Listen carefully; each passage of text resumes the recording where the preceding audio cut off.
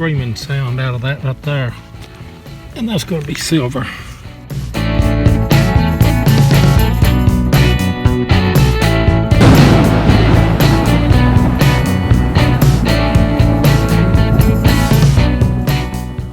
Hard to believe that we're starting a new year, but we are. It's 2019 right now. Thank you guys for tuning in and all of the episodes that we've had on Digging with Seven and Tennessee Jeff in 2018. Thank every one of you that have joined Relics Radio and put up with our foolishness all year long. You guys make it worth what we do, the effort that we put in to do not only videos but the radio program. You're our dear friends, and we hope that 2019 is going to be a great year for you.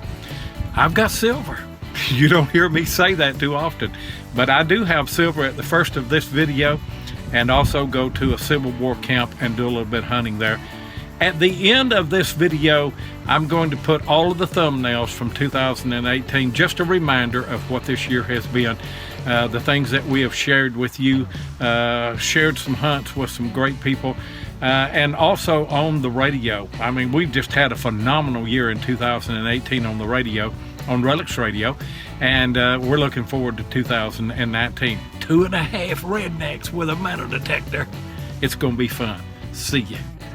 I had a screaming sound out of that right there, and that's going to be silver, but I'm afraid it's a Washington.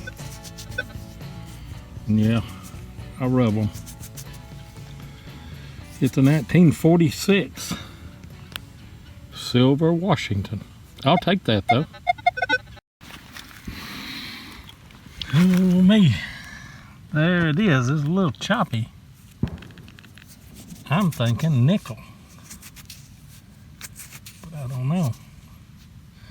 No sir, it's a flat button. It's even better. Flat button with the shank broke off of it. Little bit squeaky. I'll sure take it though. I'm gonna show y'all where I'm at, because you can't tell anything by that.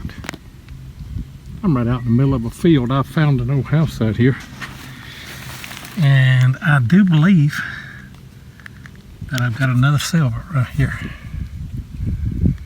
Looks like a quarter. Oh, another silver Washington.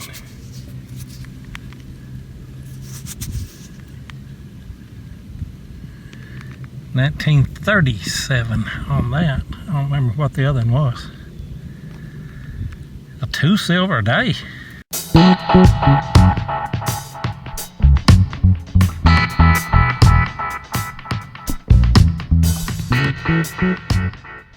Why did the United States stop making silver coins?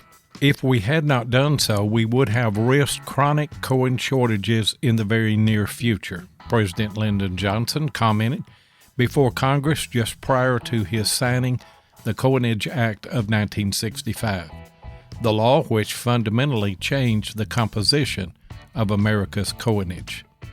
The new act set the stage for the complete abandonment of the use of silver for U.S. legal tender coins, the custom which Americans had been using since the original Coinage Act of 1792, signed by President George Washington. Thereafter, with the temporary exception of the Kennedy half-dollars, all U.S. legal tender coins would be composed of a mixture of copper and nickel, thus ending a 173-year tradition of silver coinage. There had been a shortage beginning in 1959, and the United States Bureau of Mint expanded production to try and meet demand. The early 1960s was a time of increased use of silver, both in coinage and in industry, putting pressure on the price of silver, which had been capped at just over $1.29 per ounce by the government sales at that price. The silver in a dollar's worth of quarters would be worth more in bullion than as money if the price of the metal rose past $1.38 per ounce, and there was widespread hoarding of silver coins. Demand for the Kennedy half-dollar as a collectible drove it from circulation after its debut in 1964. The Bureau of Mint increased production, helping reduce the coin shortage by May of 1965. But government stocks of silver were being rapidly reduced and threatened to run out by 1968.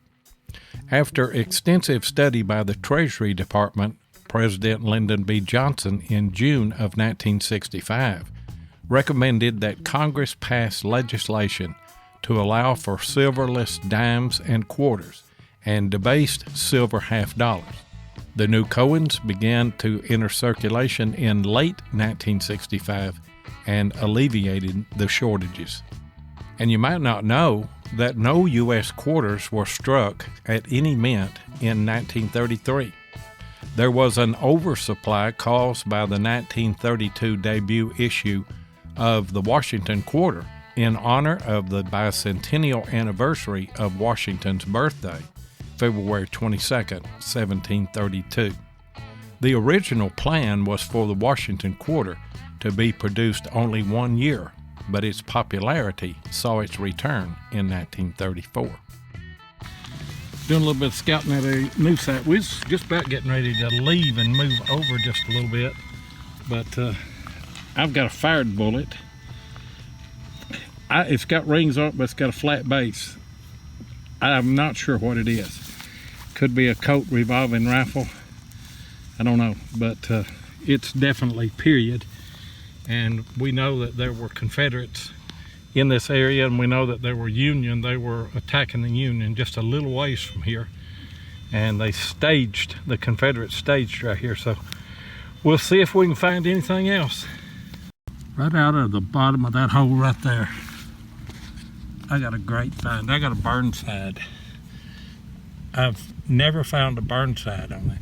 And there's the impression where that bullet was laying. And it was deep. It gave me a fairly good tone. Great find. This is only the second one of these that I have found up here. That's a Colt 36 conical. And I found the other one pretty close to where this is. That's a great find. That hole's about 8 to 10 inches. And I had a little bit of trouble hearing this Colt 44. A lot of Colts came out up here, and I nicked that a little bit. But I heard it. It was just a weak signal, kind of a faint signal. I got another 36 that has a sprue on it, which tells me that they were probably pouring bullets up here. Everything I'm finding is drops. I want you to look at the size of that plug right there. That thing was 14 inches deep. Those guys were finding 69 round balls the other day, and I couldn't find one. There's my 69. Not exactly sure, but I believe that is a piece of grape shot. Right there. Sounded good on GPX.